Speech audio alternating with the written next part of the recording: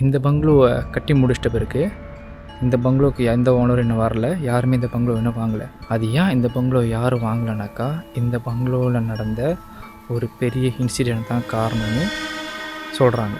ஒரு கப்பல் ஏதோ ஒரு பிரச்சனையில் இந்த பங்களோக்குள்ளே வந்து தூக்கு போட்டு செத்துட்டாங்க.